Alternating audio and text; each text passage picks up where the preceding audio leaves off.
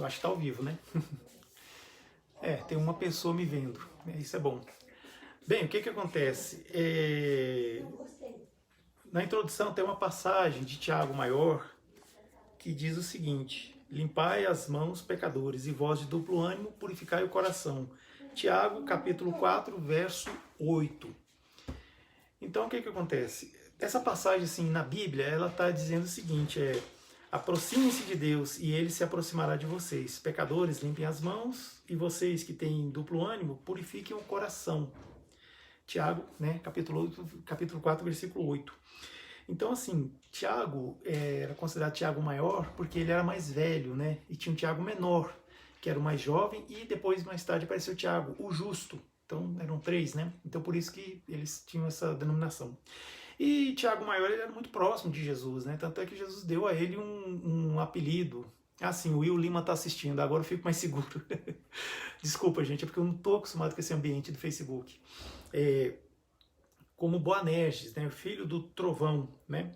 Bem, então o que acontece? Já nas palavras de Emmanuel, eu estava dizendo também o seguinte, que é muito fácil conhecer a personalidade das pessoas, né? Alguns são mais descontraídos, outros mais sérios, outros gostam de brincar, né? Outros são mais compenetrados, né? mais graves, né? Vamos dizer assim.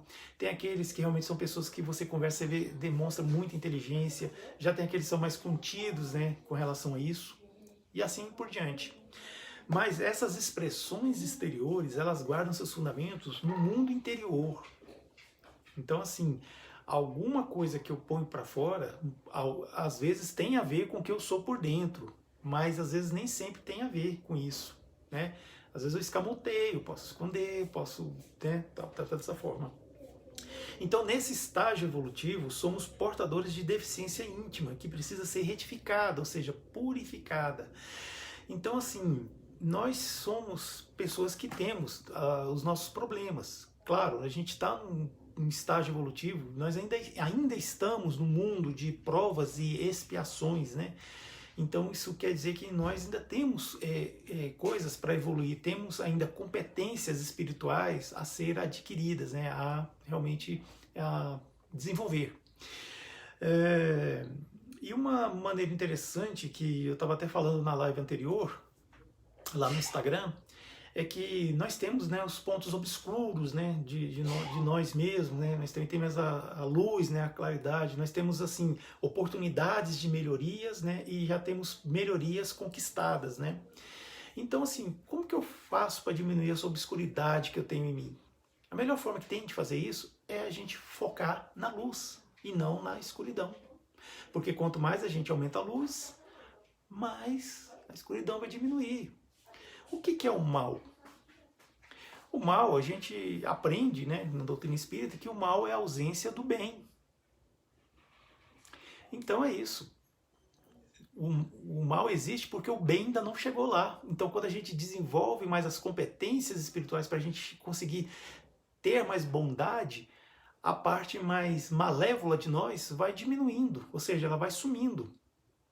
Então daí a figura de comparação entre a sombra e a luz. Porque quanto mais você aumenta a luz, mais a sombra vai diminuir. É assim que acontece, né? É uma lei da física. Tal. Então assim somos nós também, né? Nós temos as nossas bondades e tem a parte malévola nossa, né? Então quanto mais a gente aumenta a parte boa, a parte malévola vai diminuindo. Então, como eu estava falando, né? São esses estágios evolutivos, nós somos portadores de deficiências íntimas que precisamos ser retificadas, ou seja, purificada, né? E a gente sabe que a purificação, ela não é tão fácil assim, né? Como, né, Emmanuel, né, no texto aqui do livro, nos disse, né? Não é tão simples o trabalho de purificação, né? Mas o que é purificar? Eu peguei o termo do dicionário para a gente alinhar conhecimentos, né? Purificar é tornar-se puro, é livrar-se de impurezas, depurar-se, sanear-se, limpar-se. No nosso caso aqui, é livrar-se de pecados e manchas morais. Essa que é a purificação. E Quando ele fala assim de duplo ânimo, né? Eu sou um pouco estranho essa palavra, duplo ânimo.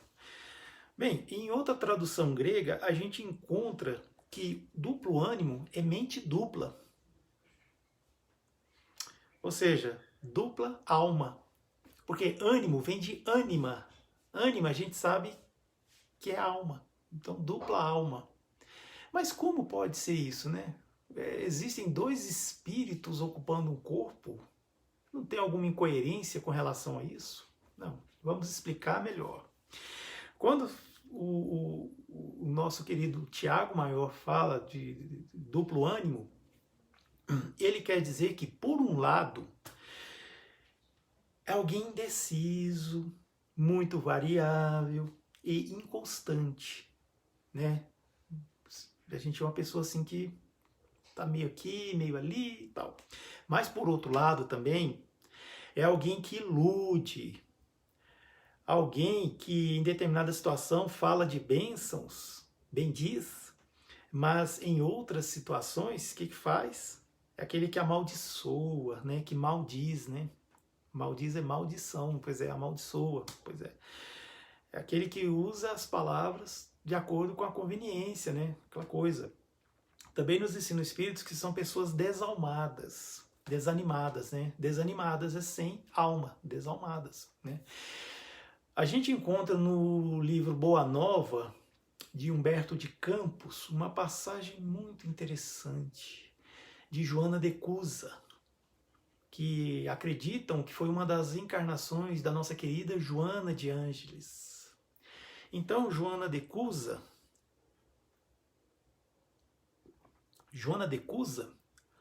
era uma mulher casada com um intendente de Antipa Herodes, lá, né, na Judéia e tal.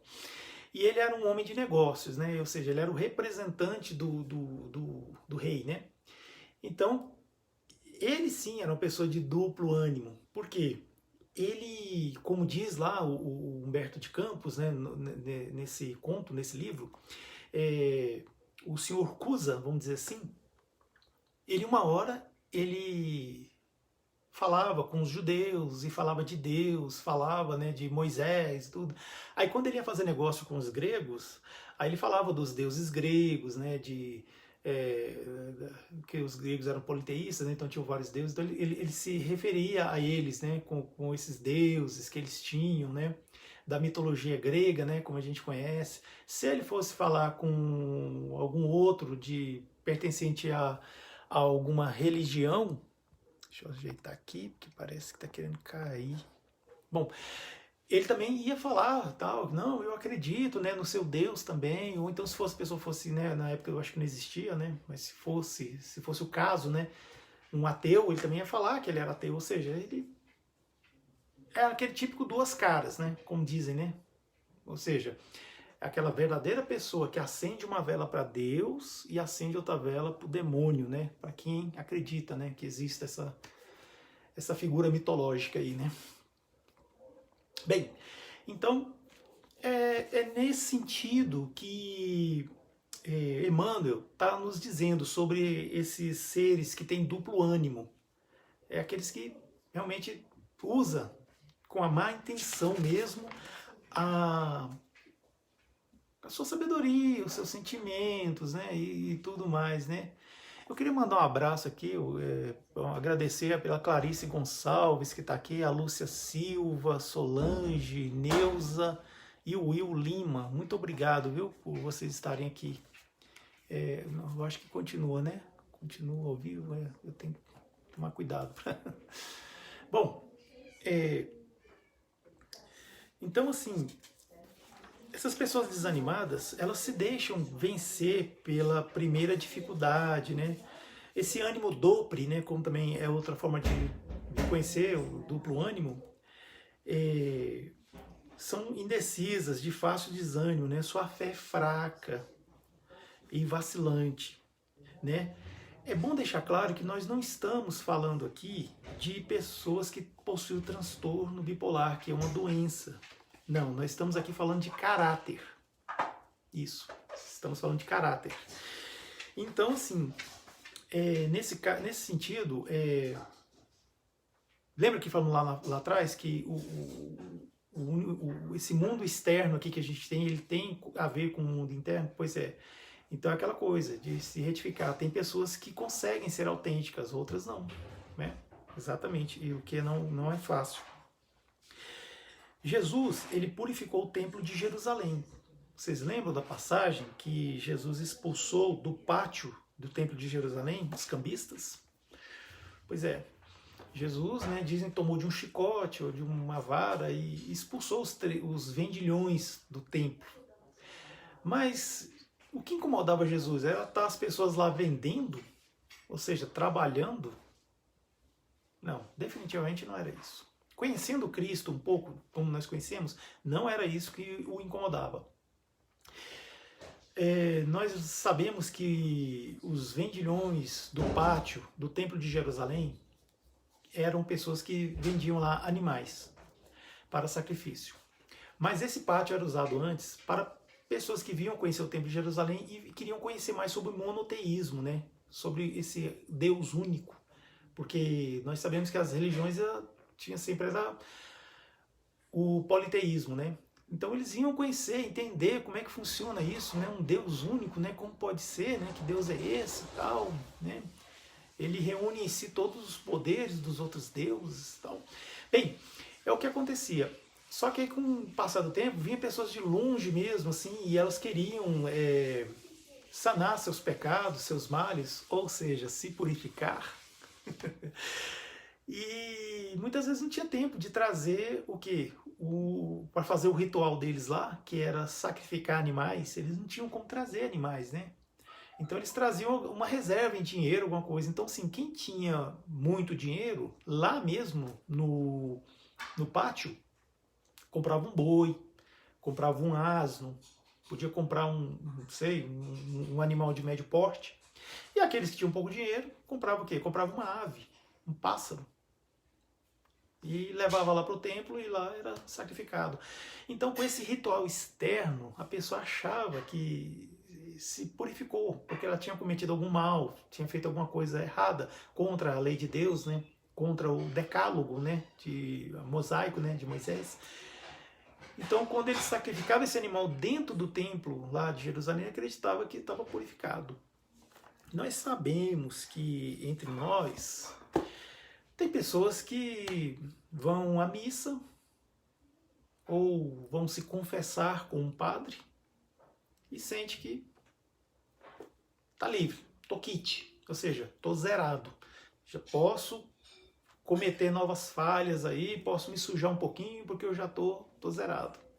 Porque depois, na semana que vem, eu vou de novo à igreja, vou me confessar com o padre, né? Então, há aqueles que vão a igrejas evangélicas e, além de dar o dízimo, dão uma oferta, né? Então também se sentem purificados, né? Com esses atos exteriores e tudo assim. Mas também não vamos esquecer que no antigo normal, alguns de nós espíritas também faziam isso. Iam à casa espírita, assistiam a palestra, tomam passe, às vezes sem precisar de tomar o passe. Mas para quê? Por causa do ritual. Fez aquele ritual, assistiu a palestra, tomou o passe, aí pegou aquele copinho de café e toma água fluidificada, pronto. Estou zerado, posso cometer novas iniquidades por aí, né? É o que eu estou falando? São rituais externos que muitas vezes não valem de nada, porque não modificam o interior. O ritual só é bom quando realmente ele está fazendo sentido aqui dentro. Coração, aqui também. É quando realmente a pessoa entende o que quer dizer aquilo. Agora, se ela não entende, se realmente não tem um trabalho interno, não vale de nada. Então, esse duplo ânimo, esse ânimo dopre, né? É isso. Então, assim, Jesus, o que ele fez? Ele tomou de um chicote ou de uma vara, não sei, e expulsou os vendilhões. Por quê? Porque ele sabia que aquilo não estava adiantando de nada, não estava realmente purificando. A pessoa não estava realmente crescendo, evoluindo, sendo alguém melhor. Não estava. Então, uma das formas que ele fez foi isso. E também tem um outro sentido também, essa coisa, né? Porque realmente, quando a gente trata de religião, a gente também não pode ficar, assim, a gente não pode ficar misturando as coisas, né? Eu sei que uma casa religiosa, ela precisa, assim, de recursos financeiros, né, para ser mantida, né? Uma igreja, um centro espírita, né, um templo budista precisa de manutenção, precisa de reparos, consertos, precisa-se de um caseiro, precisa de alguém que limpe, né? Deixa o lugar, assim, de uma forma harmoniosa, que a gente possa adentrar, e quem vem pela primeira vez não tem aquela imagem negativa, né? Poxa, que lugar sujo, lugar descuidado, né? É importante, sim. Os grupos pagam conta de água, pagam conta de luz, né? Tem as suas despesas, né? Então precisa ter as suas receitas, né? Não estamos falando disso. A gente está falando assim, misturar, de usar a fé para, né, fazer disso um ofício, né, um trabalho, ou seja, se remunerar nesse sentido, né? Paulo de Tarso foi o grande divulgador da doutrina espírita, foi o maior até hoje do cristianismo, desculpa, falei doutrina espírita, não, do cristianismo, foi o grande divulgador do cristianismo, ele levou o cristianismo para vários lugares lá do mundo antigo. O que ele fazia? E isso está no livro Paulo e Estevão. Ele chegava na cidade, ele tinha uma profissão, ele era artesão, ele fazia os seus trabalhos, vendia fruto do seu trabalho, aí sim ele ia pregar. Aí ele ia pregar, ia levar a boa nova, o evangelho, o cristianismo para esses lugares. Então, assim, ele não era sustentado por ninguém, ele se sustentava.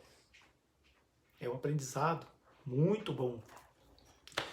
Bem, para o Espiritismo, a purificação é o aperfeiçoamento moral do espírito. E, assim, existem inúmeras variações com relação a isso. Variações verdadeiras. Mas, no fundo, a purificação é essa. É quando, espiritualmente, a gente passa de um estágio para outro. Ou seja, quanto mais a gente se afasta da matéria, quanto mais a gente se afasta do desespero, certo? Da iniquidade, certo? Dessa coisa de fazer o mal. O que é o mal? É aquilo. É bom para mim? Então, se é bom para mim, provavelmente vai ser bom para os outros. Mas é aquilo, é ruim para mim?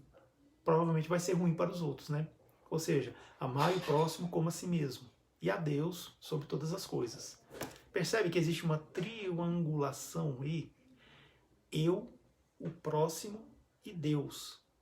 Então, esse triângulo tem que estar conectado, ligado. Então, uma forma de eu me aproximar de Deus é amar meu próximo. Então é isso. Não faça com os outros aquilo que não gostaria que fizesse com você. É uma variação. Então esse aperfeiçoamento moral vem disso, certo? É muito fácil confessar a aceitação de verdades religiosas simplesmente de boca para fora, como diz Emmanuel, né? Entrar para uma determinada religião como quem ingressa em um clube recreativo, né?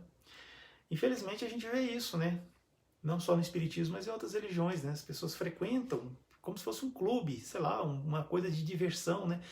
Mas tem que ser sofrimento, tem que doer para a gente frequentar uma religião? Não. Mas a gente pode esquecer que é o seguinte, a gente está lá não só para fazer o que a gente gosta ou o que a gente sente prazer, mas muitas das vezes a gente tem que realmente estar oferecendo a cara, a outra face. Quando a gente ingressa numa religião, né? Quando a gente vê um presidente de uma casa espírita, né? A gente tem que ver essa pessoa não assim como uma sumidade, como alguém separado dos homens, não. Quando você olhar para o presidente da sua casa espírita, veja em alguém ali, alguém abnegado, alguém que está sacrificando o seu tempo, as suas horas de folga para trabalhar, para fazer com que aquela casa espírita continue lá onde ela está, recebendo pessoas, amparando corações e tudo mais. Veja o presidente da sua casa espírita como alguém assim, alguém igual a você, só que alguém que foi dar a cara a tapa, foi doar o seu tempo, foi sair da zona de conforto, porque a gente não sabe o que pessoas que detêm cargos, que a gente vê lá sentado na mesa, aquela coisa toda, quando tem solenidade, né, tudo. Mas não vê o que essa pessoa passa. Não. Então é isso. E falei, né, que para o Espiritismo a purificação é o aperfeiçoamento moral do espírito, né, tal. Exato. Então, assim, diferente é trabalhar intimamente para a elevação de si mesmo, né? Então, assim, a gente não pode pensar que a religião é apenas um clube. Não, você entrou com a religião, você entrou com um determinado objetivo. Você vai evoluir a si mesmo e ajudar os outros a evoluírem, a crescerem espiritualmente. Se todos tivéssemos esse pensamento, acho que nós já teríamos dado um salto muito grande na evolução espiritual. Então, assim, essa elevação de si mesmo com autodisciplina, compreensão fraternal e o espírito de sacrifício também. Isso tudo eu estou falando de purificação íntima, viu? Então tem essa coisa. No Evangelho segundo o Espiritismo, tem o capítulo 6, capítulo 8, item 6, que é bem-aventurados os que têm puro coração. E aqui diz que a pureza de coração é inseparável da simplicidade e da humildade. Exclui toda a ideia de egoísmo e orgulho.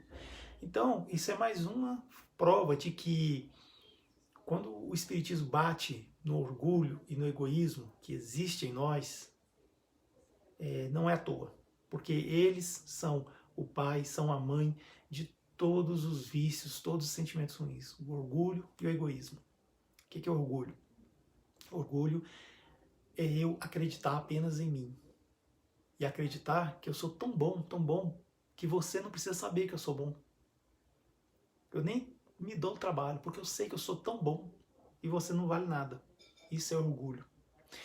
Egoísmo é a pessoa que tem vantagens materiais, ainda que seja pouca, mas tem essas vantagens materiais e não abre mão de jeito nenhum. Não é capaz, sabe, de fazer igual a viúva, o óbolo da viúva, aquela mulher que foi lá no gasofilácio, no templo de Jerusalém, colocou lá as moedinhas, fez aquele barulhinho, tec, tec, tec, e todo mundo já começou a pensar, poxa, mas você vai doar isso. Jesus falou assim, não, olha, essa viúva está dando muito mais do que você pensa. Por quê? Porque a renda dela é pouca. Né? Imagina, uma mulher viúva naquela época.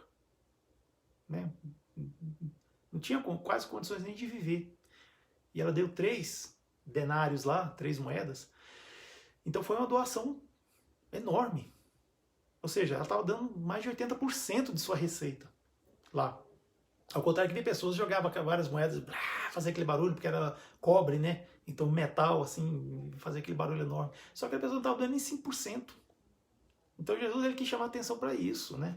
Sobre, assim, essa coisa de você se doar, ou seja, do egoísmo, né? Que a gente está falando aqui. Então,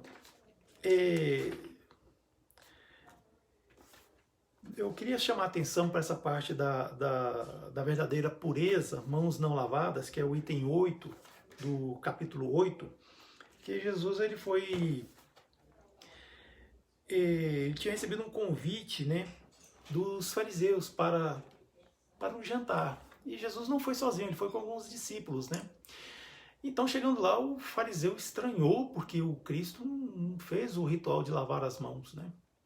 E isso é uma coisa, assim, que para eles é muito grande. Lembrando que fariseu quer dizer parash, né? Que é separado. É aquele que é, vamos dizer assim, ou se julga, né? Ser melhor, né? Aí daí vem o tal do orgulho. Então, assim, os fariseus, eles eram aquele grupo, né, dos judeus, né? Que iam na casa das pessoas para fiscalizar, para ver se elas estavam cumprindo os rituais, né? Nem tanto as leis, né? Mas os rituais, né?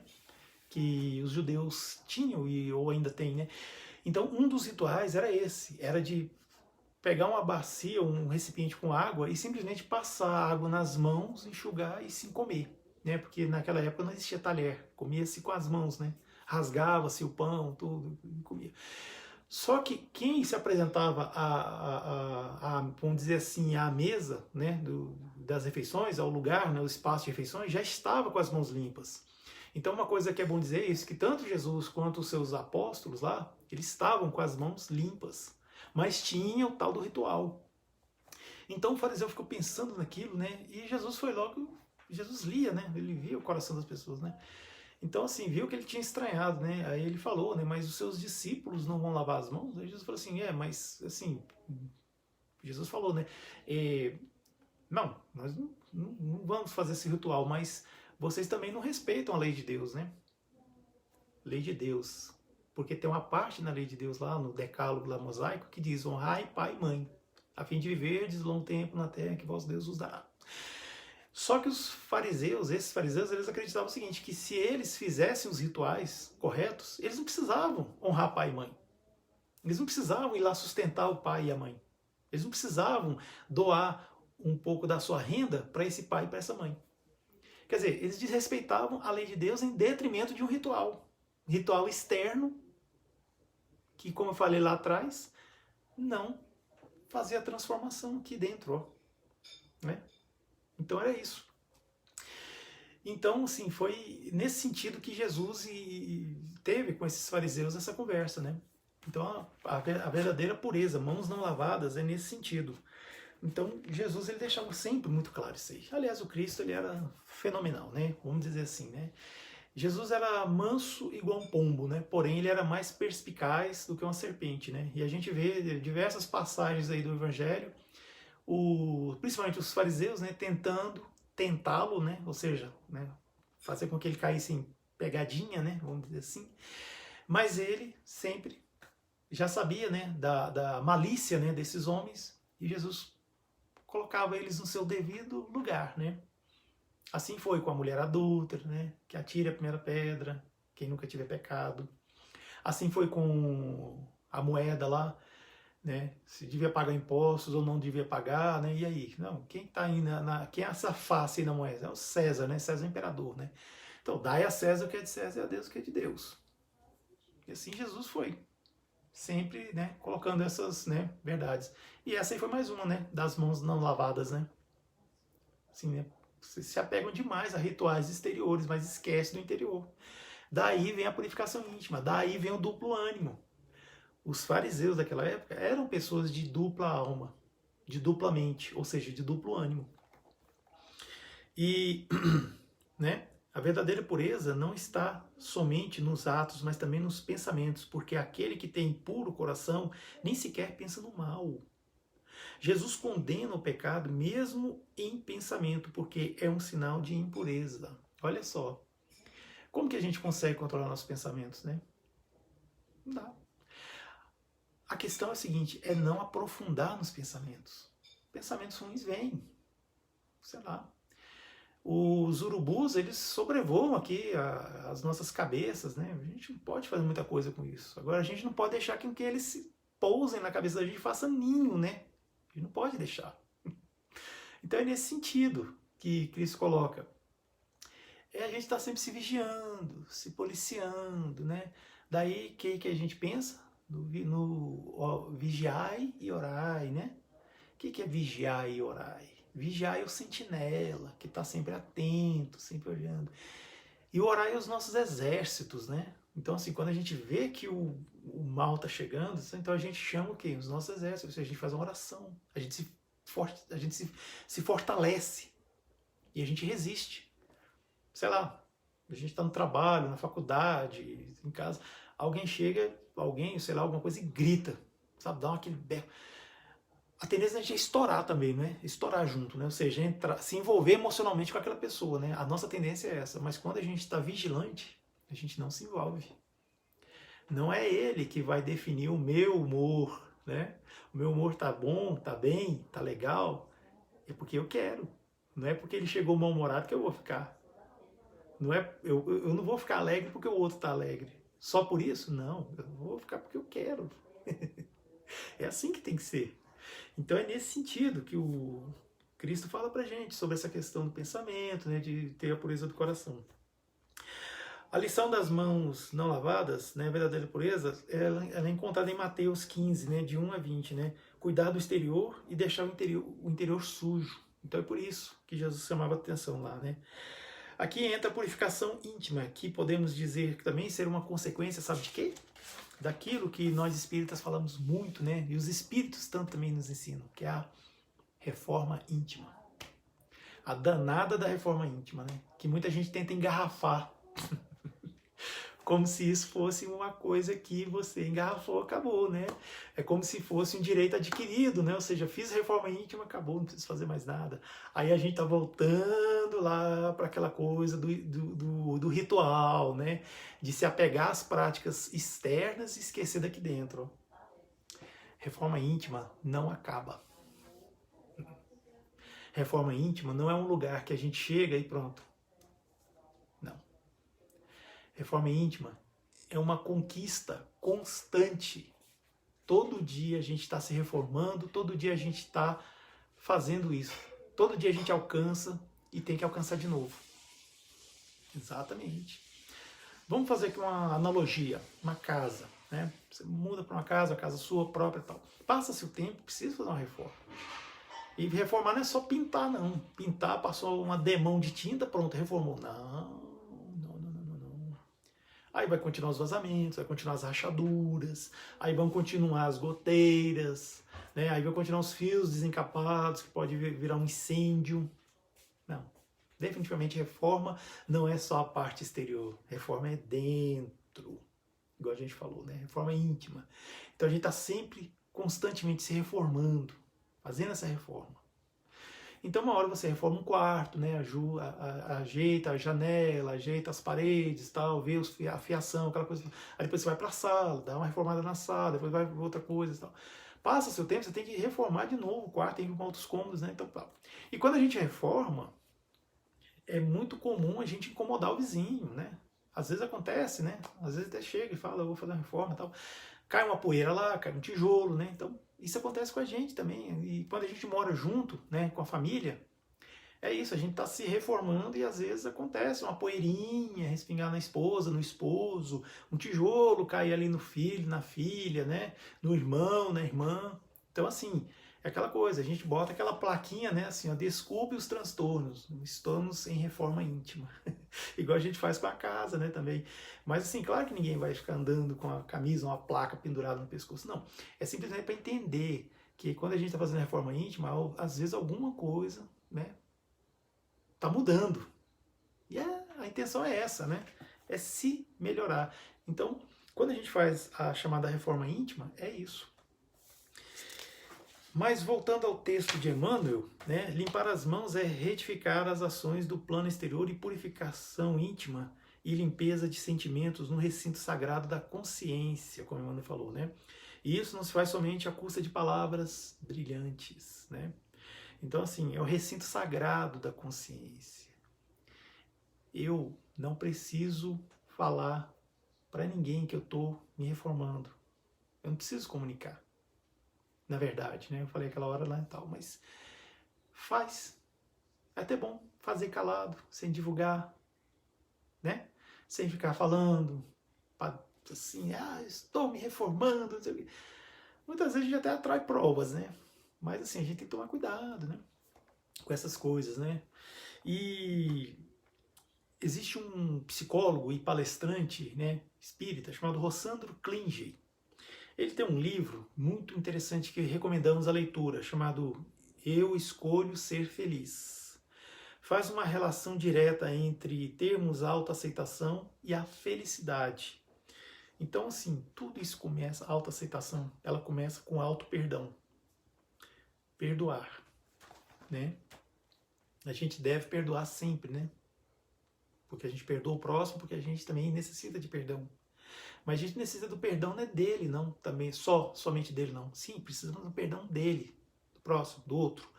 Mas a gente também precisa se auto-perdoar. Lembra? Perdoar não 7 vezes, mas 70 vezes 7 vezes. E isso vale para o auto-perdão. Você se perdoar. Muitas das vezes a gente carrega uma mágoa em relação a gente mesmo que só atrapalha. Sabe qual foi a melhor definição que eu ouvi de mágoa? Mágoa é o peso que a gente carrega à toa.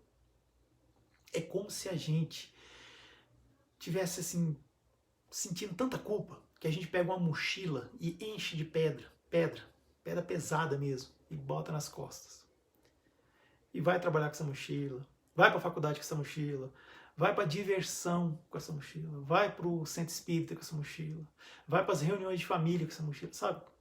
Gente, chega uma hora de tanto carregar essa mochila que a gente vai gerar uma lesão em nós mesmos.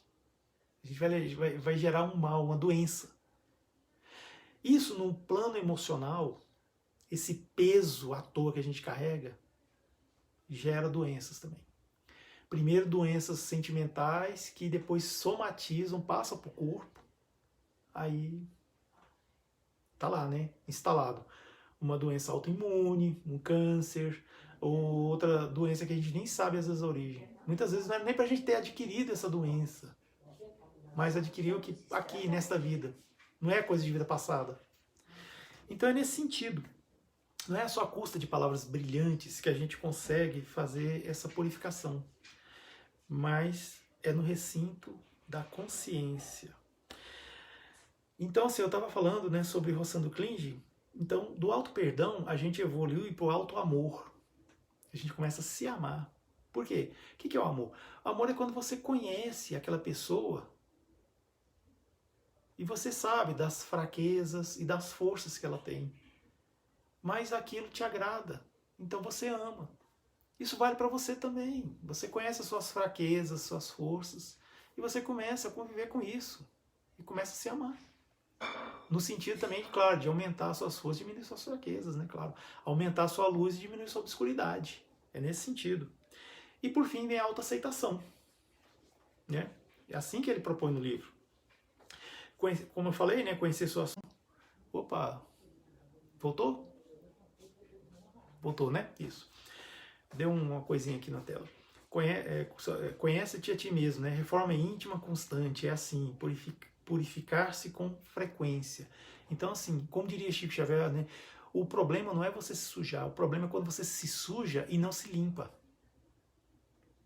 É? Então é isso, purificação íntima é isso, você está sempre se purificando, sempre se limpando, mas por dentro, não é por fora não é lavando as mãos igual os fariseus não, é o seu coração. Chega um momento que isso vira o quê? Vira um caráter, define o seu destino, né? Muda o seu caráter. Então é nesse sentido, né? Bem, então assim, nesse sentido, né, das mãos lavadas, né, da purificação íntima, né, nós sabemos que nós ainda estamos na pandemia, né, estamos passando por a doença Covid-19, né, causada pelo vírus, né, o coronavírus. Em muitos estados brasileiros está diminuindo, né, a morte, mas ainda está morrendo pessoas, né? Às vezes pensa que está diminuindo o número de mortes porque ninguém está morrendo. Não, diminuiu as mortes, mas tem pessoas que estão desencarnando por causa da Covid-19. Então, assim, que nós continuemos, né, lavando as nossas mãos, usando álcool em gel, evitando aglomerações, né? Usando máscara, né, quando for sair na rua, né, aquela coisa toda, né, acreditar que realmente assim, é a nossa união que a gente vai deter esse mal, né, e que não é por acaso, né, porque afinal de contas, né, quantas coisas estão mudando aí entre nós, né. E é isso, mas vamos lembrar do nosso interior também, né, dos nossos corações e mantermos, né, essa purificação íntima, né, pois a gente sabe que a vida futura existe e o que a gente faz aqui é que vai definir para onde nós iremos, né? Aonde nós estaremos. E não adianta a gente achar que lá em cima Deus está com uma prancheta olhando, opa, ele bebeu uma cerveja hoje, opa, ela discutiu com o marido hoje, discutiu com a esposa, não é isso. Não tem ninguém vigiando a gente. É a gente mesmo que quando vir como são os espíritos evoluídos, os anjos, né, como dizem, né, a gente vai se sentir tão envergonhado, a gente vai querer dizer, poxa, eu quero evoluir, eu não quero ficar nessa, eu não quero mais ser do jeito que eu sou. Então a gente se arrepende, aí a gente pede para nascer, entra na fila, reencarna, né, e vem para um país maravilhoso como esse que é o Brasil, e esquece que tem que evoluir. Aí daí o quê? Vem a dor, né, a dor para lembrar que a gente tem que evoluir, crescer. Mas a gente pode evoluir pelo amor, não é melhor? Claro! Quem é que não quer evoluir pelo amor, né? Todos queremos, né? Mas a gente tem que estar atento, né? Como eu contei lá atrás, eu espero que tenha ficado registrada a historinha do palestrante né, que quando desencarnou, a pessoa que ouvia as palestras dele foi lá encontrar com ele e a pessoa falou que estava iluminada porque ela praticava o que o palestrante falava. É porque o palestrante não praticava suas próprias palavras. Então daí que vem a purificação íntima. Bem, eu gostaria de agradecer com muito carinho mesmo a Casa Espírita Maria do Sacramento e Ana de Jesus por esse espaço, por essa oportunidade de fazer essa palestra. Muito obrigado mesmo ao Will, que foi a pessoa que veio me convidar, me comunicar, né, desse convite maravilhoso, e também agradecer a Valquíria, né, que veio me prestar assistência lá no Instagram. E muito obrigado, viu? Eu gostaria de pedir para quem puder, por favor, seguir o canal Somos Espiritismo, pois é um trabalho que a gente faz para divulgar a doutrina espírita, assim como a Casa Maria do Sacramento também, né, faz isso, tá? Então, muito obrigado pela oportunidade.